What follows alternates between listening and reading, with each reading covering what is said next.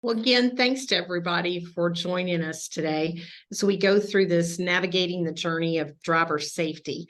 So again, my name's Candy Pettry. I'm an elder care navigator at UK Healthcare. I've included my email and that will be in the chat box. There's also my phone number at the office.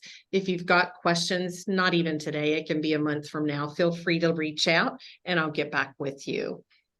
So the question comes up, when's it time to stop driving? Actually, Kentucky does not have an age to stop driving. But there is a time when it's no longer safe to drive. So as we go through the presentation today, we're going to talk about the numbers. We're going to talk about things that are changing, safety practices, driving strategies, talk about different warning signs, how to start some difficult conversations, different transportation options, what to do if you need to report someone.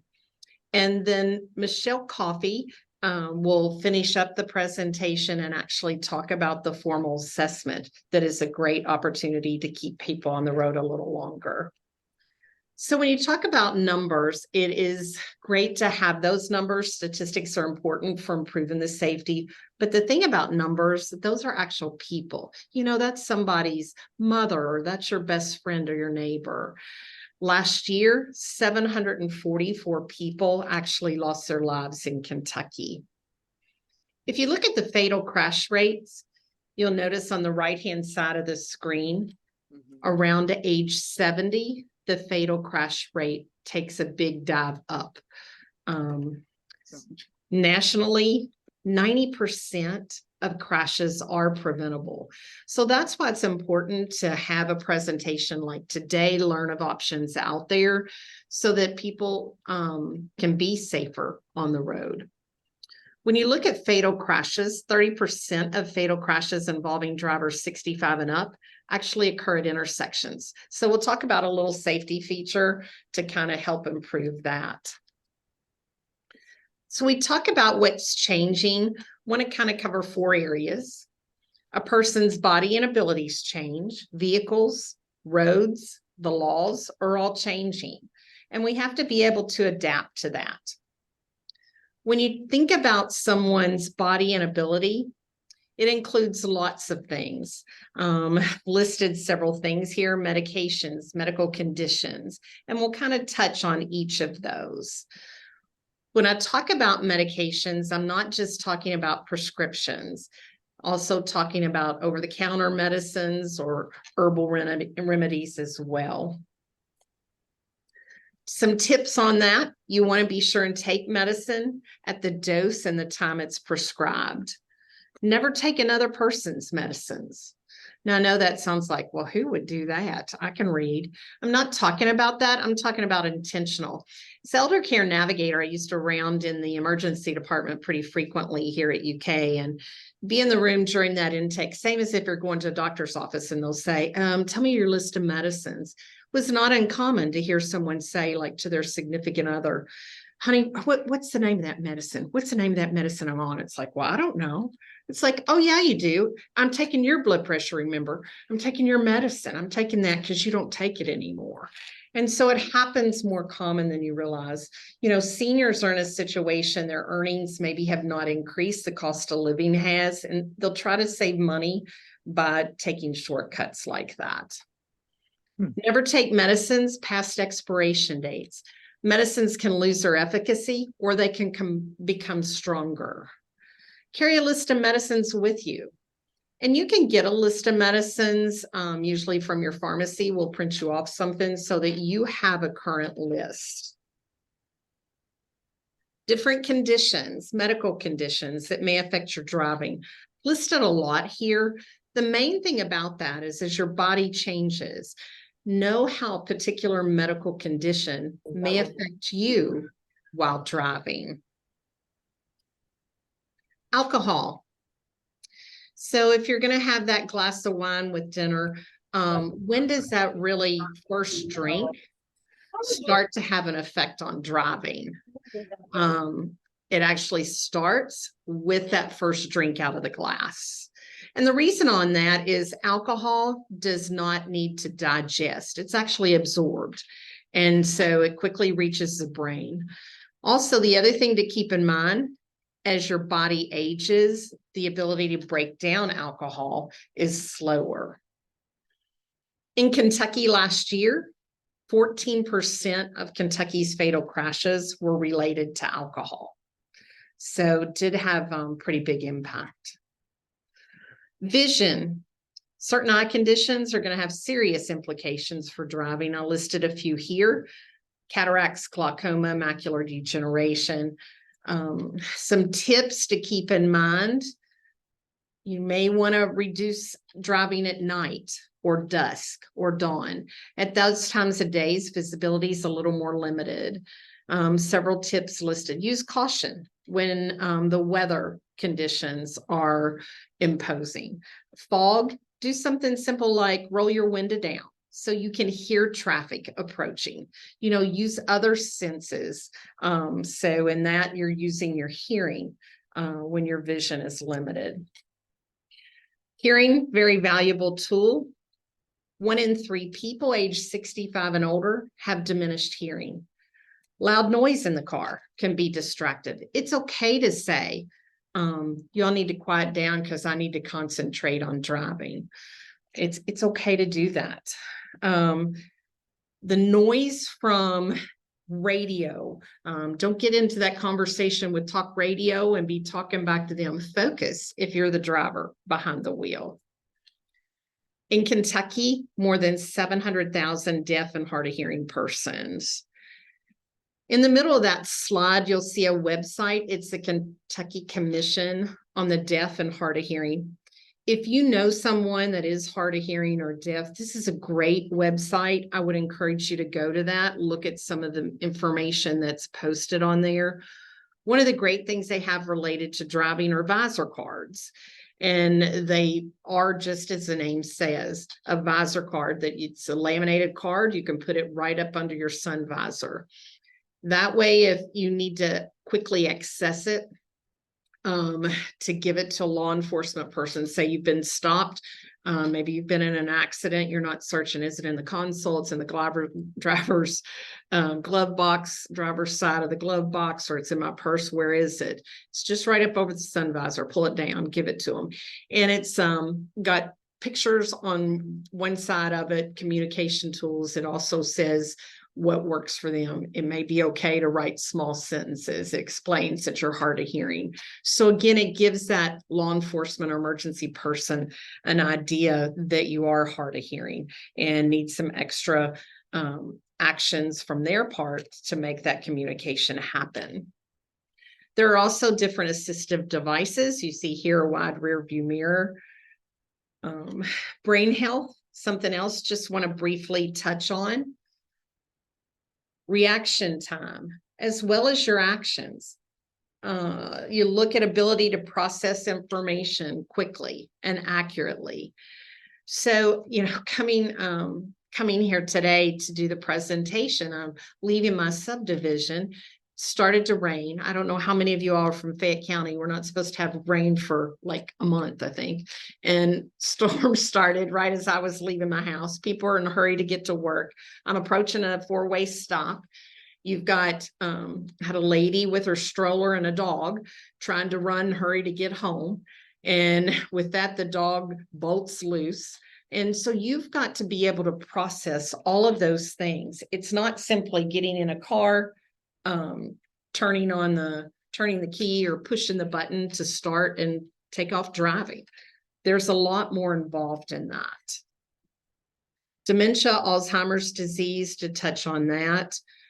It's a progressive cognitive disease, comes on gradually, some days better than others. So you need to really know where you are in that process. So disease progresses. Alternative transportation should be the option of choice, but someone with mild dementia can even benefit from the rehabilitation driving assessment. Keep your mind sharp. Important parts of the brain are exercised when you learn to master new challenges. Simple way to do this in your own home: if you're right hand dominant, eat with your left hand. Brush your teeth with your left hand. That's going to exercise a different part of your brain.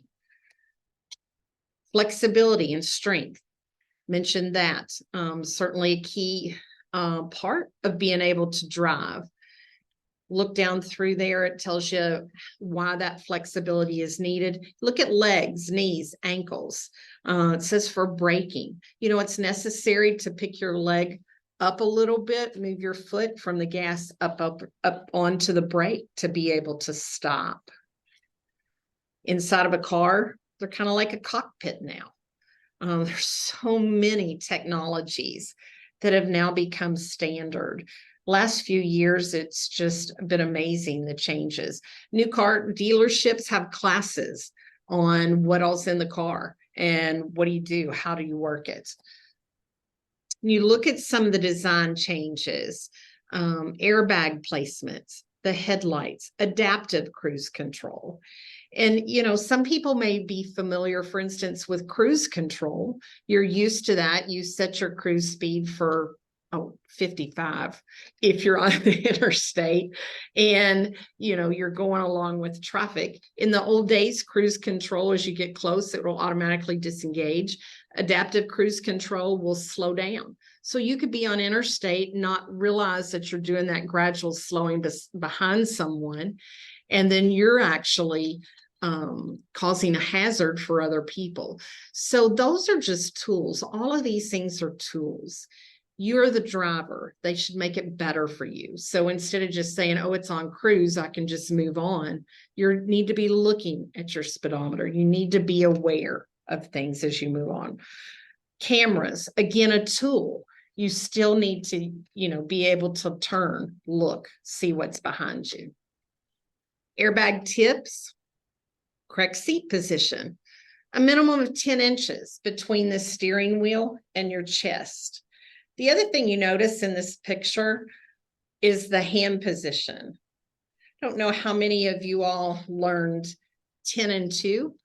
That was what I was taught when I was learning to drive. That is not correct. So you'll notice the hand position here, 9 and 3. And the reason on that, again, is related to airbags. You want to keep your thumbs on the top of the steering wheel so you don't fracture those if you're involved in the airbags deploy. If those are at 10 and 2, they can come right back towards you. See people again, trauma department at the emergency department at UK, got fractured eye orbits, broken thumbs, broken wrist and hand. Again, just from the placement of the airbags and someone not properly having their hands on the steering wheel. Road design's changing. I know several of you have recognized the names or from Fayette County. We, a few years ago, got this double crossover diamond. That was the first of its kind in Kentucky. Can remember when roundabouts first came into this area. So all of those are safety changes, but it takes a little bit to get used to. So again, become comfortable. I drive Harrodsburg Road where that double crossover diamond is, but I can tell you, even after using that first snow we had, it was a little odd feeling that you look up and you're actually on the wrong side of the road in that particular situation. Bicycle lanes, those are becoming more prominent in this area. Road designs, a lot of safety features, rumble strips. If you veer off to the side of the road, you'll get that vibration, that boom, boom, boom, boom, boom, you know, as you're hitting that rumble strip. Be aware that those are, again, tools for safety. Don't overcompensate if you hit that and try to jerk back, because that can cause an accident in itself. Speed bumps now come in all kinds of shapes and sizes. One size does not fit all with that. There's speed bumps, speed humps, speed tables. But again, they're all set up to be safety features. There's some new changes in the laws that are coming effective July 1st. Vision testing is going to be required in Kentucky for license renewal. No. Heard some kind of comment from the audience there. So took long enough. So July 1st, 2024, they are still actually fine-tuning that. It is not just for seniors, it is required for everyone. So it is not something to target, oh, your vision's so poor, you've gotten older, you can't drive. They are supposed to be able to provide that at the driver's license renewal at free of charge. The intent will be to also accept exams that are done within the last year. Right now, the Kentucky Transportation Cabinet does not have that final form. It will be available on their website and be available at the regional offices, so that if you've had an exam done, say tomorrow, then you will be able to get that paper, take it back to your ophthalmologist and have them complete that and turn that in. So I would, as you get closer to renewal time, if you're going to be past that July 1st, use that website. It's in the middle of the slide. This drive.kentucky.gov, great website. It will also give you information about how to renew your license, what changes, how long you have. You can now renew online. You can do it by mail. You can do it in person. Another question that often comes up, it's like, well, what about that real ID? So that date's been pushed back and pushed back. It is now May the 7th of 2025. I want to talk about a few safety practices. Handicap parking. You need a placard or license plate to be able to park in that spot. You get those from your county in which you live, from the circuit clerk. Buckle up, put your phone down. It is still something that you will see people on their phone and driving. In Kentucky, seat belts, another statistic. And again, these are people. 54% of the people were not properly restrained last year in the fatalities. I'm not going to go into detail about the restraints. It's not like you're getting on an airline flight and I'm going to tell you how to put the buckle inside, and we're not going to go through that. But I do want to mention something about restraints related to child safety seats. Many of us pick up neighbors' kids or your children, grandchildren, nieces, nephews. And in Kentucky, the booster law is under age 40, under age 8, who is between 40 inches and 57 inches in height. And 57 inches, they're pretty tall little folks at that point, but they should be in a booster seat. So, at that point, you're getting a lot of pushback. There's probably times mom and dad have loaded them into a car and not had them in a booster seat. And so if you're that rare pickup, it's like, oh, I don't need that. But the Kentucky law says between 40 and 57 inches and under the age of 8. Something else I want to mention, it's an initiative called CHAD. Children Have an Identity. So if you've got a car seat or a booster seat in your car that's used primarily for one person, make a note, put it on a piece of tape. You can get something pre-printed like this and attach it to that seat. Put the child's name on it, contact information if there's any kind of allergies, if there's any medical conditions. That way, if you're the driver and that child vulnerable is in the car, something happens and you can't speak, or you're taken to a hospital and you all get separated. Emergency services, if you've got that visible on that seat, when they're looking in the car, they'll pull that off. They're not going to take that as an absolute, but it's a starting point. So they're not going to assume that the child's name is the child in that seat, but it's a starting point and very valuable information. Make sure your car's ready. I think there may be a few people on here remember something called a gas station, service station, where you pulled in and somebody ran out and you popped your hood and they checked your oil and washed your window and all those sorts of things. So you are now that employee. You need to make sure that your car is safe to drive. Do a 360 walk around, check the tire inflation, make sure that it is safe to get it on the road. Secure any items that are in your car. I've seen someone lose their eye in the emergency department as a result of an umbrella that was in a back windshield. Example here, 55 miles an hour, 2 paint cans hit with the impact of a piano. So again, make sure items are not loose in your vehicle. Different strategies, really like this. Is your mind full or are you being mindful? So something to think about. It's really hard to give up the car keys. And, if it's a point and you're having that conversation, remember driving can be related to independence. There are different safety strategies that will help extend the length of driving, but you need to start planning before that time comes when they should have given up the keys already. Again, a formal driving assessment may allow a person to remain a driver even a little longer. Some of the self-limiting strategies, and I find myself doing this: avoid busy streets, avoid 5 o'clock traffic, busy times a day. Again, self-limiting. No typical problem situations, left turns.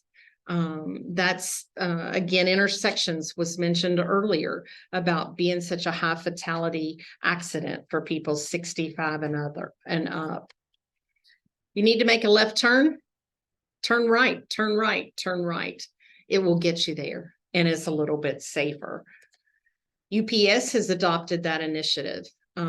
So again, it's not something, oh, I'm getting older, I'm scared to cross traffic, it's hard for me to gauge how fast that person's coming. It's about being safer on the road. Don't give someone the attention if they're being aggressive. Ignore them. If you feel you're in a danger, go to a safe place. Call 911. In Fayette County, again, several people on this presentation are from Fayette County. We have a lot of fire departments that are within close proximity across town. That's a good place to pull into. Again, as a safety place. So once somebody sees you pulling off the road, they're going to move on. School bus, it's that time of year again. So be aware as school buses are on the road. Be aware if you're on a 2-lane road, that sign comes out to stop. Even if you're in the left-hand lane, which would be the passing lane to go around the bus, you are required by law to stop. Bicycles can legally ride on the roadway. We are seeing more and more bicycle lanes in Kentucky. If you're driving and go to pass a bicyclist, allow 3 feet for that passing. Do not honk your horn to let them know you're going by. A lot of us are like, oh, I want them to know I'm going around. I want them to be aware of that.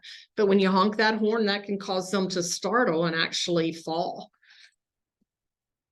Crash reporting. Something else I want to mention, if it's damages estimated to be more than $500, it is a requirement to report. And you can do that if you don't have an officer respond. If it's a busy time of day and they can't send someone out, you can mail that in within 10 days. If you're like, well, I don't know how much it is, I'm not a authority on how much. If you can see damage on your car, it's $500. One other thing, you don't want to claim fault if you're in an accident. Your insurance company will probably have a little card they could give you, something that you can put in a glove box. Good idea to collect certain information, even take a picture of the damages to the vehicle. So again, talk to your insurance agent and ask them if they've got some information. So if you're involved in that accident, it's like trying to find a pen and a piece of paper and what I write on. It's kind of a nice little tool to have already in your glove box. Smart 911, an initiative that's throughout the United States. Kentucky is participating in that in most counties. It's an online forum where you can sign up to register your information. And if you make a call from your cell phone, it automatically pulls up your profile. You can put as much information in that database, medical condition.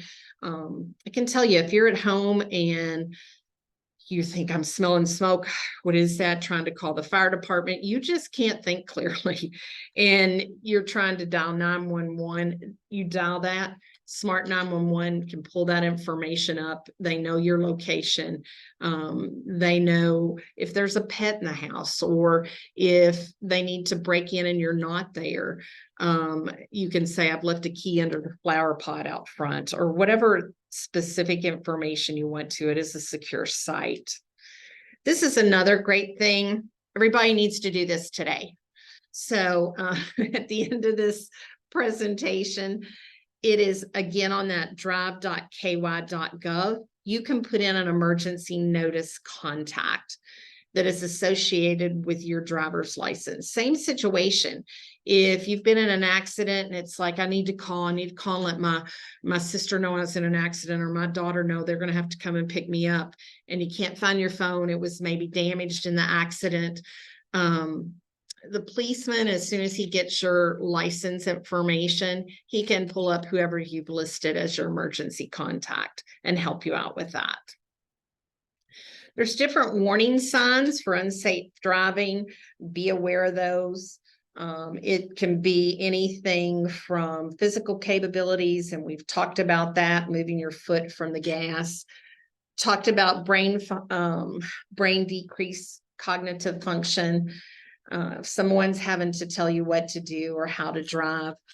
If you find that people are honking at you all the time, that's not necessarily all about all the other drivers. They're always honking. They're always in a hurry. That might be more about what you're doing and how you're driving. If there's evidence you notice, say, on someone in your family that has lots of new scrapes and dents, or they've had several crashes, evidence that there's probably some unsafe driving. So what you want to do is pick a time that's a good time to have those conversations. Again, it's very sensitive. Know what you're going to say. Be respectful. Be supportive of any changes that driver's already made. It's not a one and done. And sometimes if there's been a cognitive decline and also physical decline, people are more accepting if you talk about them as far as their physical limitations versus their cognitive limitations. There are tools out there. This happens to be a free tool, We Need to Talk, that kind of goes through some talking points. Know if there's other transportation options. In Lexington, again, we have Wheels, some of our paratransit, city bus system. Fayette County, Northern Jessamine County has ITN of the Bluegrass, which is a door-to-door service. Woodford Wheels, again, door-to-door service. It's focused on seniors. Don't pay until the end of the month. There's no tipping allowed. So there are different opportunities in different areas. People are like, well, I can't afford to do that. Look at the cost of a car, really line that out. What you're spending to keep that car up, and suddenly it becomes very affordable. If all of those things don't work, you can report as a citizen. That actually goes to the Kentucky Department of Transportation. You have to have 2 citizens that have a notarized report. You can find information again on that same website, that drive.ky.gov. And the medical review board then looks at that information. One other thing, as you're looking at alternatives and again, how to maintain that independence for someone, stay on the roads a little longer, formal driving assessment. And I want to turn it over to Michele, who is the expert in that area, but she will be able to kind of go through what's more involved in that. And that is a great opportunity for people to go through that. So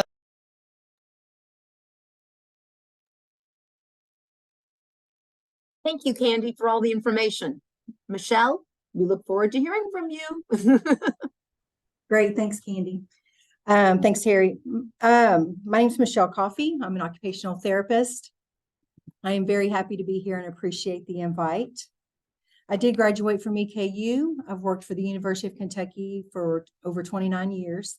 I obtained my CDRS certification in 2000. Been providing driver evaluations and training across the state for over 23 years. And then there is my contact information. Feel free to contact me with any questions, either with my cell phone or on email. It's fine. The UK driving program at Cardinal Hill, that is a new location for us. And the office number is listed there as well as the fax. And Mary Frances Gross, she is the contact person that's handling new referrals that are coming through the driving program at Cardinal Hill. So that's also very important contact information.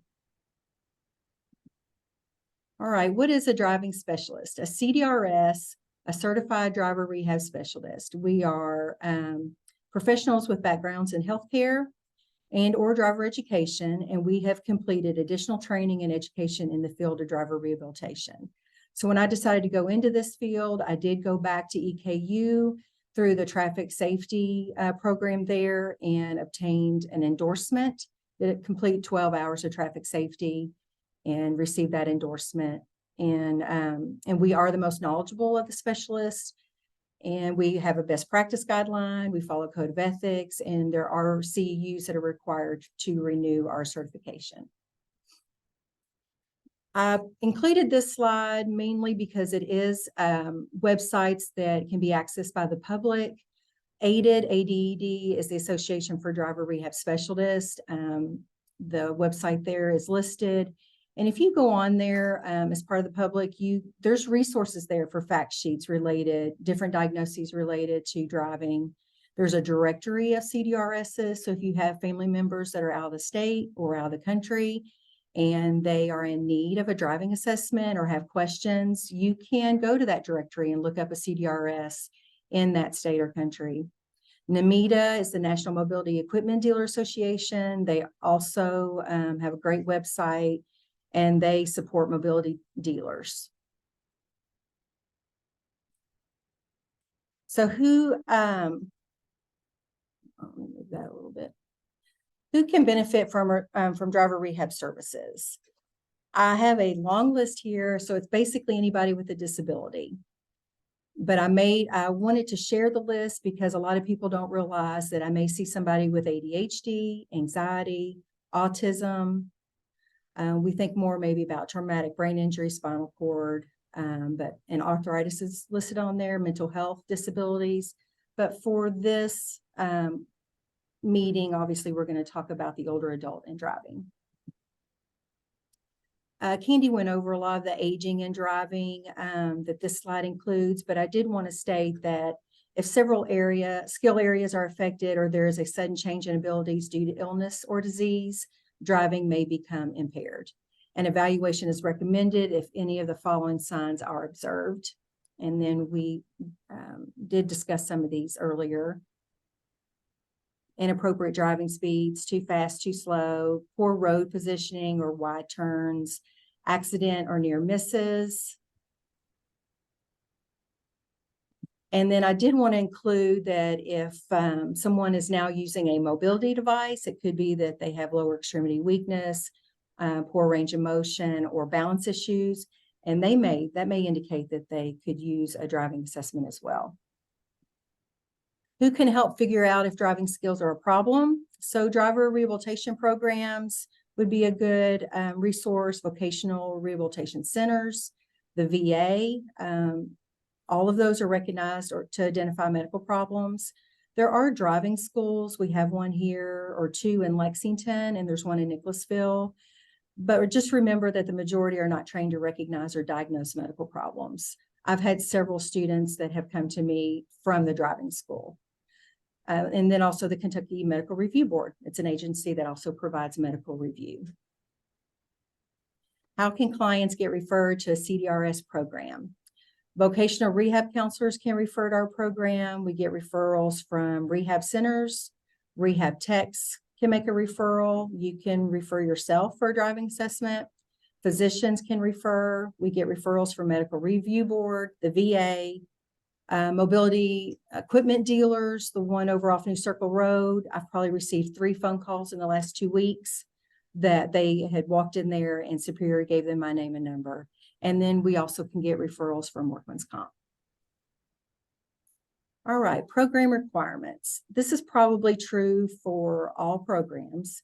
You need a valid permit or license, a physician's consent. An eye exam would be very helpful because there are state requirements. And then if the payer source is vocational rehabilitation, we will need the voc rehab authorization since they're going to be paying for it. We cannot proceed without that approval.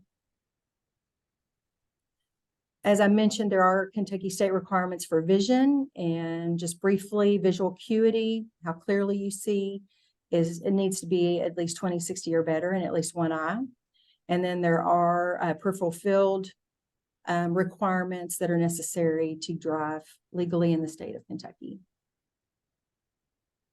What does a driver evaluation assess? We look at, we do a clinical evaluation, a physical evaluation, and we do take students on the road. I will say students, consumers, clients, I use those words interchangeably, but we do an on-the-road assessment for all of our consumers. In assessing someone for the clinical portion, we do a clinical client interview.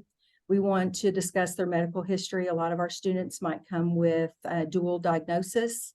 We want to talk about that. We definitely want to ask if they've had a history of seizures. We want to discuss medications and driving history, any near misses or any complaints, horn blowing. And then we obviously want to take down any permit or license information. I will also add there that I would want to know and ask them and do the pain scale, because probably all of us would know that, you know, if we're in pain, then we may not be thinking clearly and process things as clearly as we normally would. So I do want to ask if what their pain rating would be and where their pain is located. We will do a physical evaluation. We look at range of motion and strength, sensation, coordination, and balance as it would relate to driving. We want to, you know, understand and have an idea about their transfer skills and have them demonstrate if needed. We do look at their reaction time, if they're using a mobility device, and we do a vision screening. All right. This will be fun for everybody. The reaction time. On the next screen, when it comes up, there will be a driving situation, and it will have numbers 1 through 14. When that comes up, I want everyone to start at the 1 and count through 1 through 14 in a sequence. I will be counting 10 seconds in my head, and when I say stop, you know, have your finger, you know, or stop at the last number that you see. Go. Stop. All right. Let's see how everybody did. Find your age. See your score. Let all that sink in. So when we're doing this assessment in the clinic, the driving situation with the numbers are on a piece of paper right in front of them, and they're actually using their finger tracking the numbers 1 through 14 in 10 seconds is the time limit. I won't ask anybody what they scored. All right, clinical tools that we use to assess cognition, vision. We use the MVPT, which is a visual perceptual screening. We have a vision biopter. Historically, our program for the last 23 years, we travel. We travel to wherever our consumers are located. And we needed very portable testing tools, and the vision biopter is very portable. And it's just a screening. And we look at visual acuity, how the eyes work and team together, color perception, depth perception. There's a Trails A and B, a maze test, clock drawing, the King Devitt tracking test. There's a symbol digit test, and the Menti mental test, short blessed test, similar. These tools assess attention, focus, processing speed, scanning, divided attention, mental flexibility, and sequencing. And some of them are timed.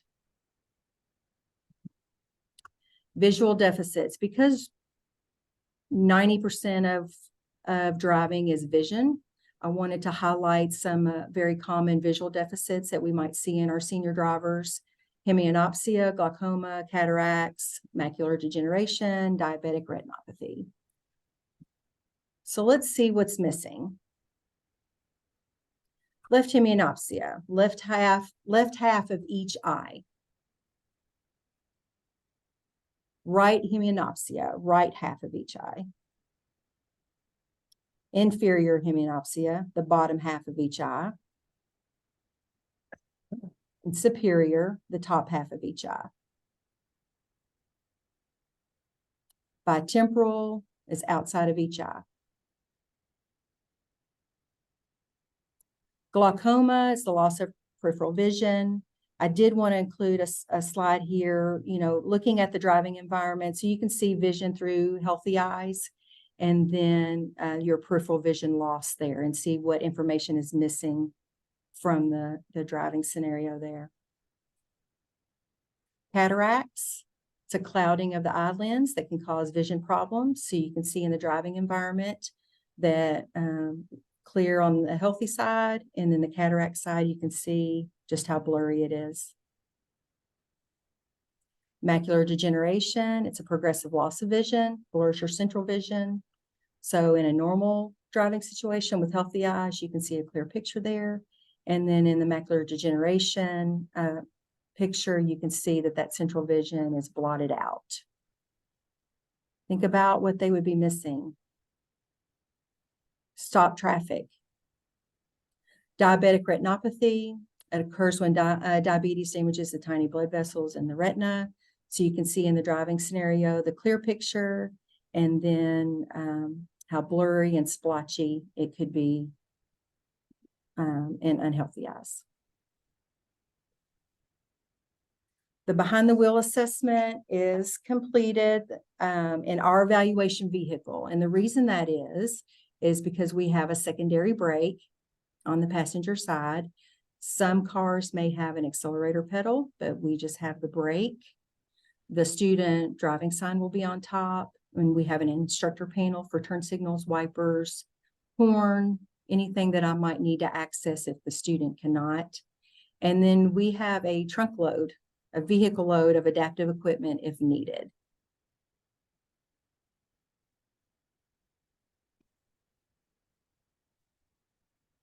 So starting in the parking lot, we want to look at their ability to transfer, lock and unlock the door, open and close the door, store and retrieve a wheelchair or mobility device, and if they're performing that in a safe and efficient if they're doing a safe and efficient transfer, and if they're able to load and retrieve that wheelchair or mobility device in a safe and efficient time frame.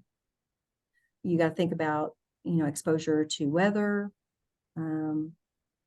being outside of your car for a long extended time could be unsafe.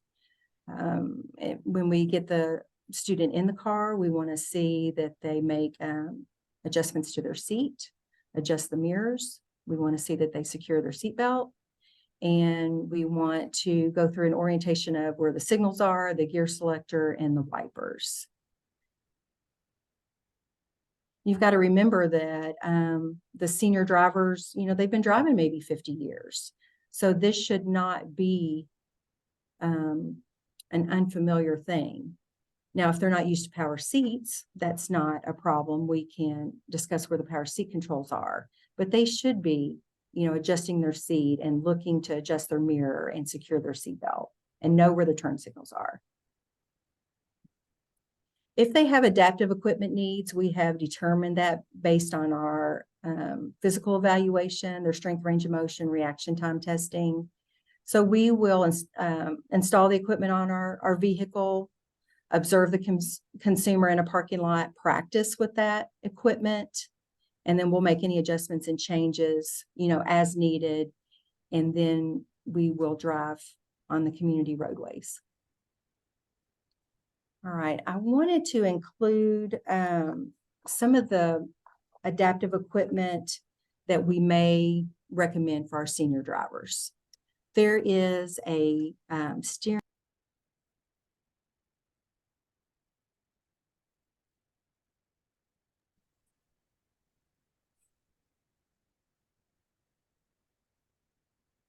Having some technical difficulties on my side. Okay, so this is a spinner knob.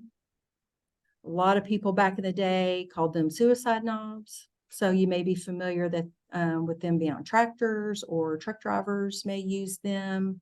So it's for one-handed steering.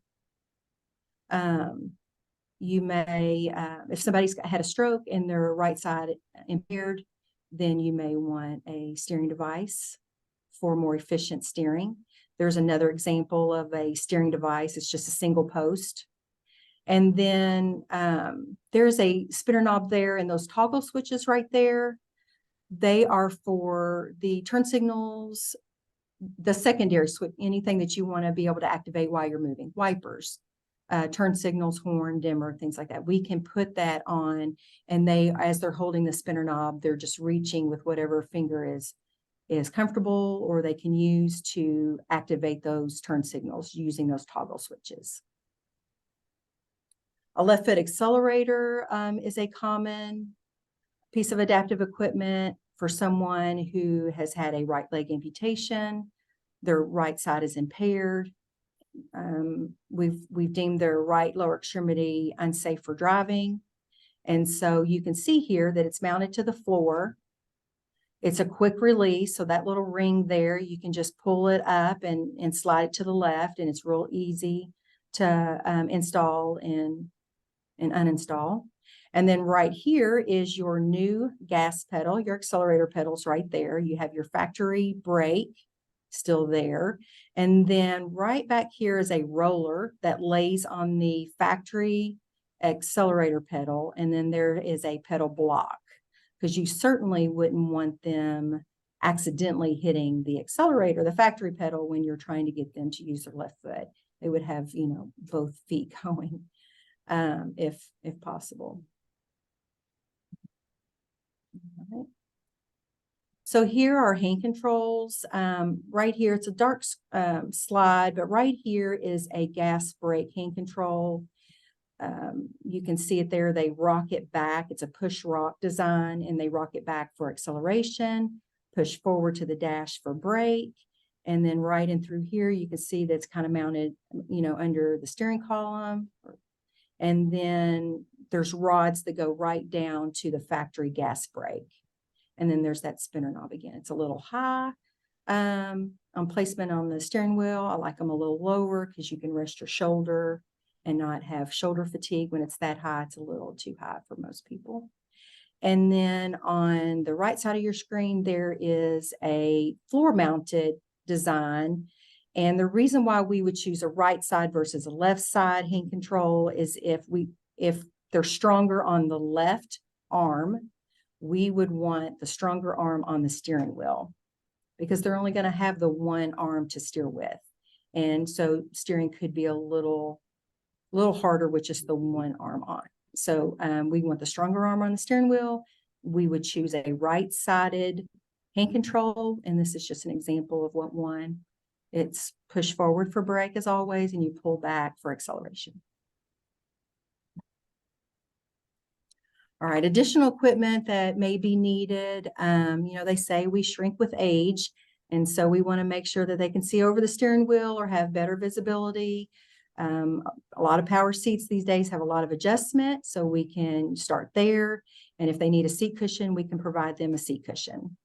And then there's a couple examples of mirrors here. So if you have a visual field cut, and if you can just take your hand over your right eye, think about needing to lane change to the right, and you're going to look over to your outside mirror there, and how much head turning you have to do if you do not have good vision in that right eye. We put the fender mirror out on the front fender on the right side, and it really takes the place of that side mirror, and it's more in their direct sight with their left eye. And then you've got the panoramic mirror there for a wider view of the inside mirror. And then here, it looks like a GPS, and it's certainly, we could maybe recommend one, but this is really an aftermarket backup camera. A lot of vehicles have backup cameras as standard, but if they don't, and we feel like they would benefit from a backup camera, then we can ask for an aftermarket.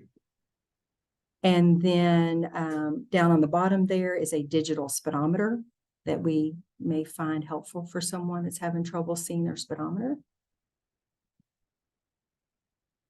Loading devices, if they do come to us with a mobility device, or they're wanting to get a mobility device, then we want to also include in our assessment what vehicle they have, and is it an appropriate application for a loading device. And we will discuss scooter needs, wheelchair needs, and lift options for a vehicle that they have or one that would fit their needs. On the road performance test. What we look for on an on the road assessment is their observation skills. Are they scanning appropriately? Are they using their mirrors appropriately? Checking that inside mirror every time they hit their brake, which is a good safety habit for us all. Are they showing awareness on all four sides of their vehicle? Are they communicating by using their turn signals? Are they using them in a timely manner? We want to look at speed adjustments. Are they appropriately adjusting their speed for turns, stop traffic, hills, curves? Vehicle positioning, we want to look at, are they keeping their vehicle between the lines? Are they hitting those rumble strips? Are they turning into their lane? And we also want to look at space management and judgment for parking, reverse maneuvering. Interpreting the assessment results, any critical problems, what that means is if I had to use my instructor brake or had to grab the steering wheel, if I had to take over a situation, a critical problem came up and I had to intervene. So we will need to identify those and talk about those. We want to determine why they were doing what they, had a driving mishap or driving mistake, and we want to determine why. Was it a visual problem? Was it a processing, poor planning problem? And then we also want to revert back to our clinical results and look at all of our clinical testing to help us understand the deficits that we're seeing on the road. We also want to consider potential solutions.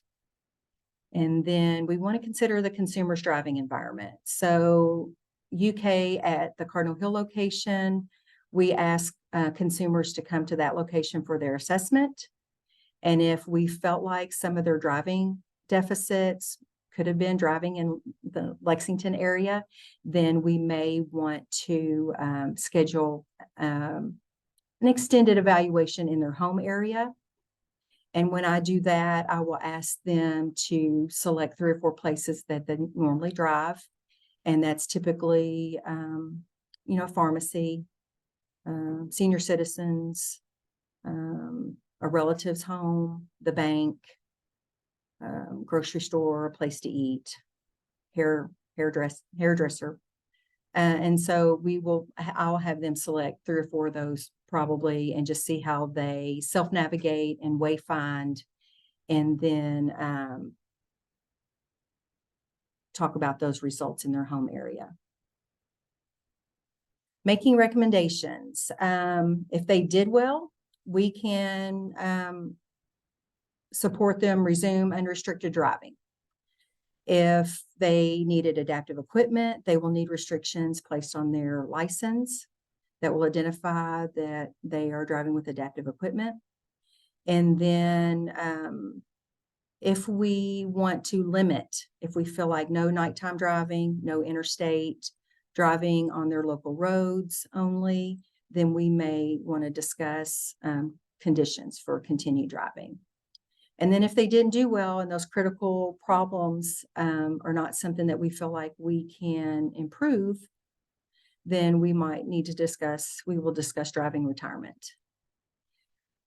Another thing that we could do is if they did have vision issues, if they didn't come to us with a formal eye exam and they showed some vision related issues on the clinical testing, then we may want them to have a formal eye exam, see their local optometrist, ophthalmologist.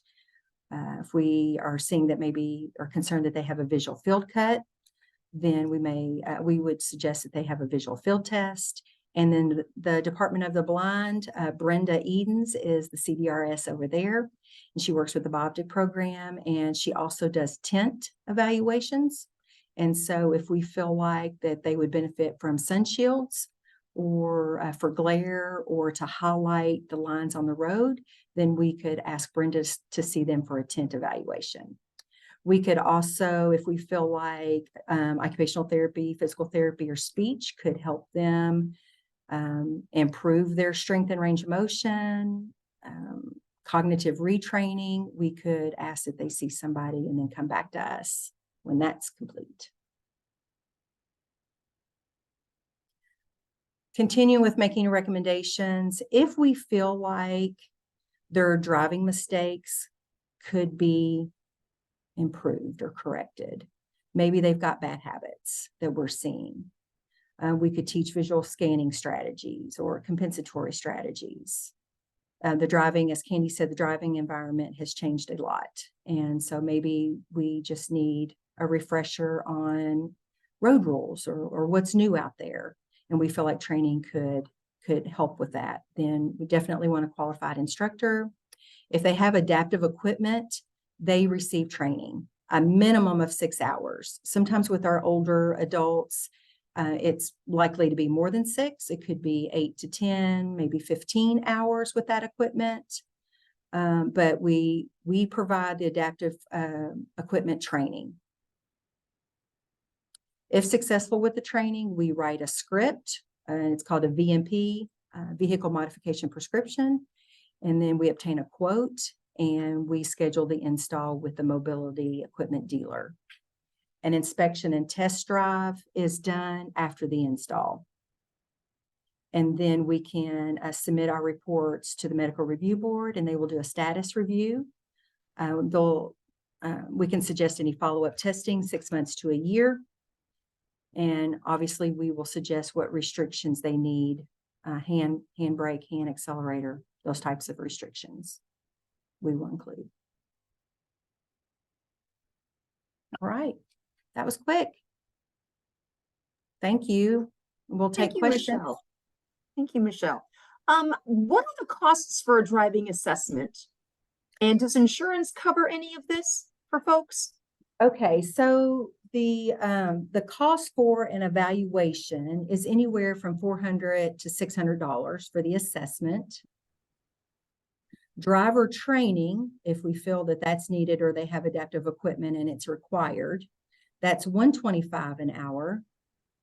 And then if we are traveling to their home environment, then we will, local community, then we will need to charge a travel fee that would be added to that. I think that's $65 travel fee.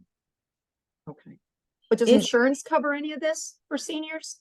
Some insurance may cover the assessment. But, you know, driving, I guess, is seen as a luxury. And so they are not likely to cover any of the driver training. I would probably try to reach out to your community, to associations that may be able to, churches that may be able to help with that. If we do a reassessment in their home community, that would just be part of the extended eval. We would not charge them outside of the assessment fee. If we saw them in Lexington and then needed to see them again in their home community, we would just call that an extended eval. And getting a driving assessment, somebody would contact you or Mary Frances to make an appointment here in Lexington.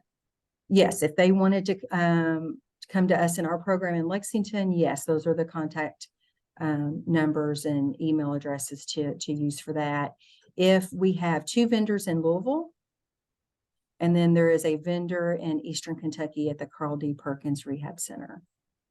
So there's 4 different driving assessment facilities around Kentucky. Yes. Wow, I did not know that. Okay. Does anybody else have any questions for Candy or for Michele today? It is just about 1 o'clock. In fact, it's just a few minutes past 1. So I bet people have to get going for other things this afternoon. Thank you so much, ladies, for joining us today. It was a lot of information.